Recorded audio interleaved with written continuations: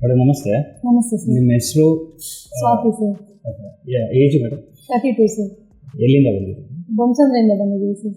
ಏನು ಪ್ರಾಬ್ಲಮ್ ಆಗಿತ್ತು ಸರ್ ನನಗೆ ಆ್ಯಕ್ಚುಲಿ ಬೆನ್ನು ನೋವು ಜಾಸ್ತಿ ಇತ್ತು. 15 ಡೇಸ್ ಬ್ಯಾಕಿಂದ ತುಂಬ ನೋವಿತ್ತು. ಹಾಸ್ಪಿಟ್ಲಿಗೆ ಹೋದ್ವಿ, ಇದು ಸ್ಕ್ಯಾನ್ ಮಾಡಿಸಿದ್ವಿ. ಮಾಡಿಸಿದ್ಮೇಲೆ ಕಿಡ್ನಿ ಸ್ಟೋನ್ ಇದೆ ಅಂತ ಗೊತ್ತಾಯಿತು.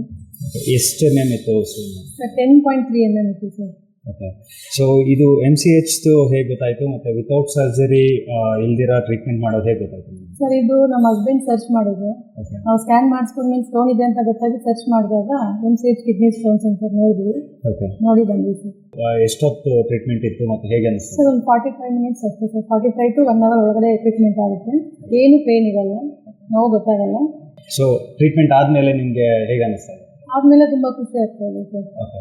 ಸ್ಟೋನ್ಸ್ ಎಲ್ಲ ಬರೋದು ನಾರ್ಮಲ್ ಯೂರಿನೇಷನಲ್ಲಿ? ಹಾಂ ಸರ್, ನಾರ್ಮಲ್ ಯೂರಿನೇಷನಲ್ಲೇ ಗೊತ್ತಾಗ್ತಾ ಇತ್ತು. ಬರೋದು ಸಿಂಟಮ್ಸ್ ಗೊತ್ತಾಗ್ತಾ ಇತ್ತು.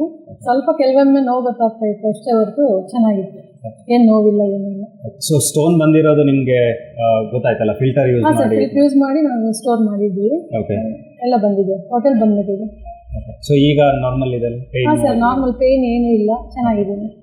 ನಿಮ್ಮ MCH ಇಲ್ಲಿಂದಾಗಲಿ ಮತ್ತು ಸ್ಟಾಫ್ದು ಎಕ್ಸ್ಪೀರಿಯನ್ಸ್ ಹೇಗಿತ್ತು? ತುಂಬ ಚೆನ್ನಾಗಿದೆ ಸರ್. ದಿನ ಸರ್ ಫೋನ್ ಮಾಡಿ ಕೇಳ್ತಾ ಇದ್ರು ಹೇಗಿದೆ, ಹೆಲ್ತ್ ಹೇಗಿದೆ ಅಂತ. ಅವರೇ ಫೋನ್ ಮಾಡಿ ಕೇಳ್ತಾ ಇದ್ರು. ಸ್ಟಾಫ್ ಎಲ್ಲ ಚೆನ್ನಾಗಿ ಟ್ರೀಟ್ ಮಾಡಿದ್ರು. Thank you.